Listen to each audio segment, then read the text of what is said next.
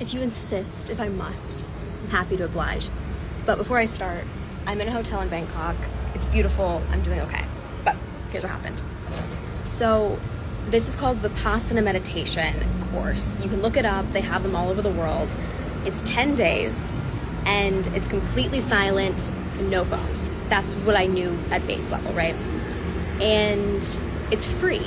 That was the part that got me really curious and probably should have raised caution, but I just was like, you know, and sometimes like curiosity kills cats, or it just like gets them in quotes and like them's the breaks, and what are you gonna do? You know what I mean? So anyways, whenever I show up and they ask for my phone, I was like, of course, no problem, here it is. They lock it up, it's all away, and then they go, okay, you'll get that back after your donation. It's free. What are you talking? Okay, babe. And that's the moment when I realized I kind of fucked up, okay? Now, there were many, many rules of this. Maybe they sent me an email and I didn't read it. There's many, many rules. You can't speak to anyone. You can't call your family. You had to hand over all books and journals and writing utensils. You couldn't work out, and you, most importantly, could not practice any other rites, rituals, or techniques. Even like, I'm not even that Christian. Like, they made me take off my crucifix. Crazy.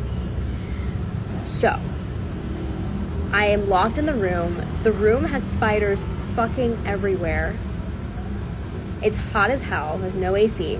And you're meditating for like 8 hours a day. They have a very strict timetable.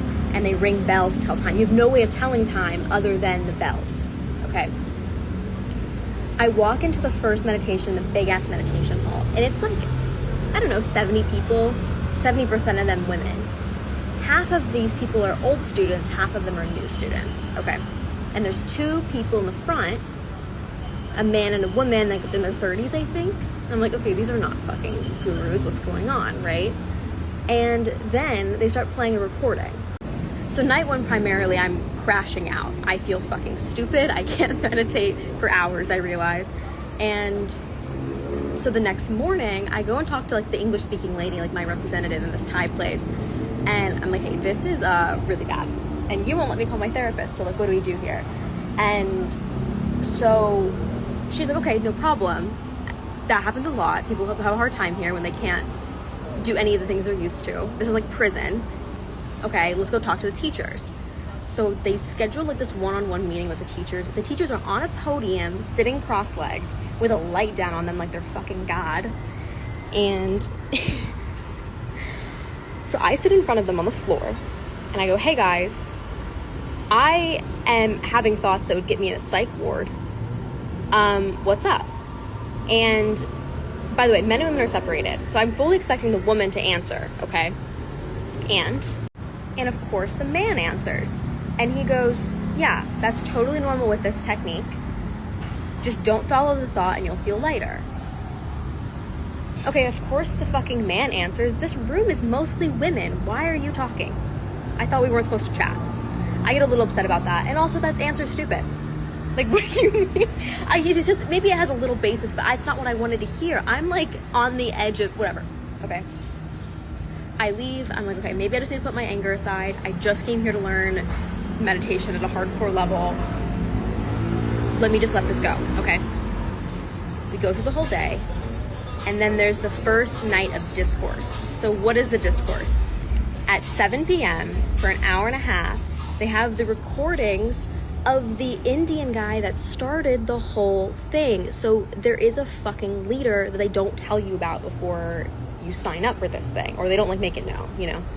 My phone died. But anyways, so this man uses his hour and a half of soapbox time to go over the rules again without really explaining why, just using like guilt, shame, and fear to really like drive them in, you know, saying like, yo, it's really dangerous to use other techniques because it kind of interferes with the process and you'll end up in a weird place. Or what was the other one? Oh, you can't leave halfway through. And also fucking tell me why this fat man is telling me I can't eat dinner. How about you stop eating dinner, okay? What do you fuck? Anyways, so, and there's a woman sitting next to him that's not speaking. And I like this idea of like spiritual, like misogyny kind of like comes up. I'm like, what the fuck is going on here? I don't know. Anyways, whatever. I'm pissed. But again, I came here to learn something. Let me be civil. Let me behave. I'm gonna stay, okay? The days are kind of blending together, especially because they let you fall asleep at 10, they wake you up at 4, and like as I mentioned, that bed is concrete. But somewhere between days 2 and 3, I kind of hit a stride. I was kind of happy. There was like a lizard in my room. I had a couple good meditations. I was like chilling. It was good, you know?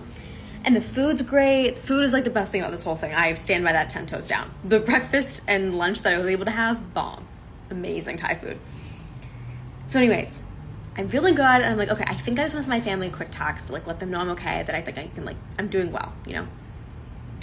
And so I go to ask my representative, this English-speaking lady, and I go, hey, can I just send this quick text to my family? Like, it'll be really quick. And she goes, no.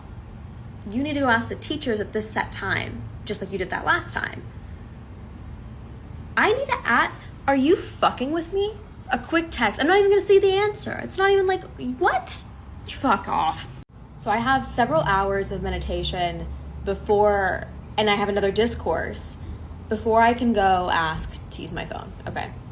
And I'm sitting in this discourse, and the same Indian man who's apparently our supreme leader at this place starts going on about blind faith, and that you shouldn't have blind faith in the religions that you grew up in, the cultures that you knew, the customs that you had. You shouldn't be so naive to trust those.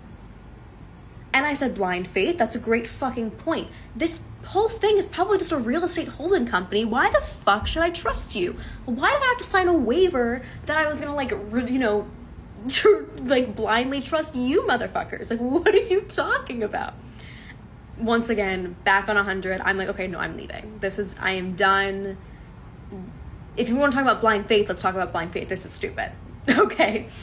I go on for my final meditation, and then they want me to ask my question in front of the whole room. I think that they wanted to make an example of me or something, but to be honest, I was getting kind of paranoid by this point. So who knows? And they think I'm gonna ask with my phone. I ask to leave. The English-speaking lady's like, oh, shit. And the teacher goes, okay, you wanna leave, why? And I said, well, he was just talking about blind faith, and it's kind of a good point. Like, I just don't think that this is for me anymore. And she goes, I think that you misunderstood what he's saying. You should just go back and practice. Now, maybe some things got lost in translation. That's what was told to me in English, right? And I go, practice what? You want me to practice blind faith here? And my retort, I think they weren't expecting me to say something back.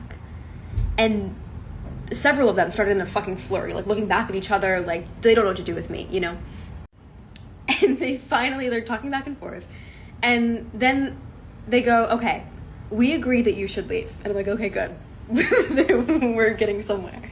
And they set up this whole thing where I'm going to leave the next morning at 8 after breakfast. I, once again, kind of am like hella paranoid, like they can like take me out back or something. I don't know what's going on. But no, they let me leave. No, I didn't donate. I didn't ask to. I didn't want to. They didn't ask me. They were pretty polite and sweet about it, honestly. Got me a taxi. And we're here. I broke several rules while I was there, including, this is insane, I didn't have any journals, but I did have a deck of cards and a pen, and I like wrote everything down on a deck of cards. Like all of my ideas, like all the thoughts I had, the dreams I had, like insane. There's like literally 52 decks of like me writing. So crazy. And out of all the cards, there is one that is kind of special to me now. It's the Two of Hearts, and I wrote down things I will never take for granted again. AC, lamps, journals, pest control, exercise. Like, that's insane. Soft beds, clocks, my phone, tampons. I don't have tampons in Thailand. Books, my therapist, my mom, freedom, washing machines. Like, all of dancing, music, like, all of these things that you don't even consider as being things that you wouldn't have. And I thank God I was in a situation where I voluntarily gave those things up. There's a lot of people who don't have those choices. And as shitty like as the world is sometimes, I can get emotional now thinking about it. Like, we've done a lot of things to like make our world so beautiful. And I'm just really, really grateful that I can now feel so, I don't know, special about things, sentimental, sweet about really simple shit. This is more of a personal thing, but if you made it this far, I hope you're interested. I was having this sort of personal debacle of like you're about to clock into a job you hate and you're like, fuck, if I could just be in a hut somewhere like meditating, maybe my life would be better. And babe, no. No, babe, that sucks. There is such incredible strength in that path that is not fun at all. There are so many, as hard and as shitty as some things are, I have a really, really beautiful life that I took for granted hard. I live in New York with someone I really love. I have family that's so incredible. I love the things I wear. I love the music I listen to. And that path is not for me. I am like absolutely meant to be where I am, and I'm not meant to be back there, for sure. So, yeah. So all in all, I now have people that are going to be checking my choices before I do things like that. And I was curious enough to do it. I don't regret it. I'm proud of myself for being able to find my voice and speak up. And at that same sentiment, I was like, why am I not posting? Like, I have this voice, I'm not using it. I've like got it taken from me a couple days ago, and now I'm like, will not shut up. So you will be hearing from me. And life is really beautiful, and we should be so grateful. Yeah. So that's what happened. If you have any other questions, I'm here. I am present. I'm totally present. I still have the meditation like afterglow, so we're good.